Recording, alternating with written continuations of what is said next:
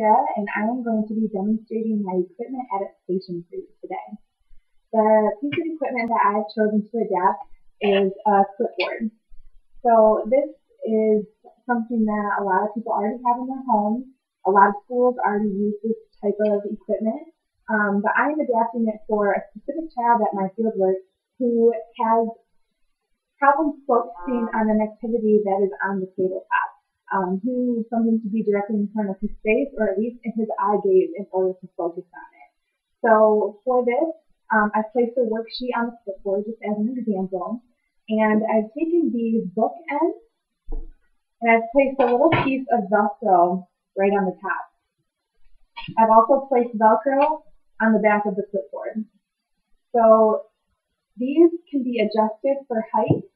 You can prop the clipboard up and have it stick. So if the child has a better view of the work that they're doing, they can focus on it better, and it's not just going to fall down. And one thing I realized when I was doing this is that oftentimes when you push on it, it will move. So I've taken some Velcro pieces and placed them on the countertop. Now these Velcro pieces are really soft and barely noticeable, so they can be placed on any tabletop in the home that the child works at or at their desk at school. So I'm taking the book stoppers, placing them on here and securing them to make sure they're snug. And then you can place the clipboard right on top there, and then they can write without it moving.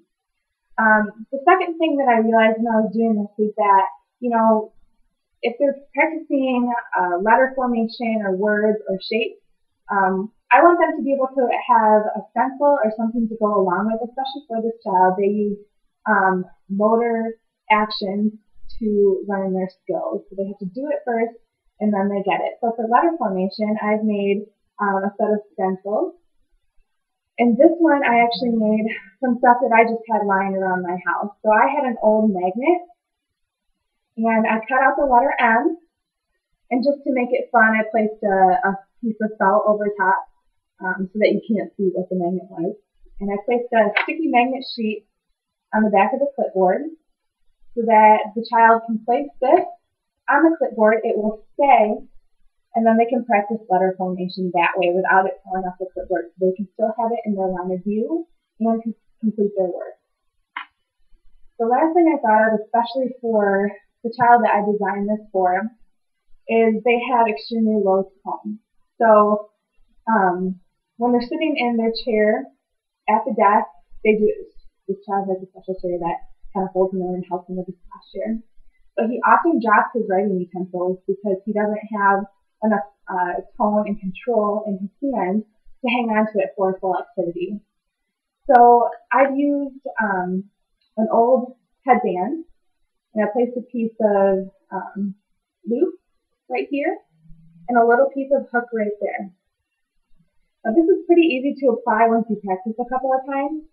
So I put it on my fingers, put my thumbs together, and I'm going to wrap it around the hand and connect the hook and loop.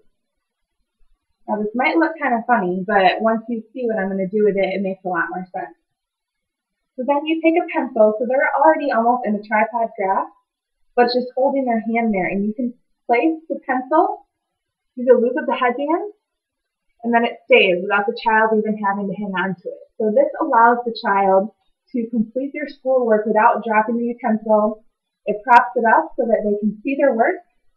I've added the magnet feature so that they can practice letter and shape formation. And I've also added the book backing with Velcro on the back so that it stays in place and it is durable.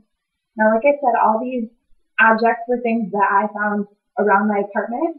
So this would be an easy adaptation for a parent to do around the home to help their child complete their schoolwork.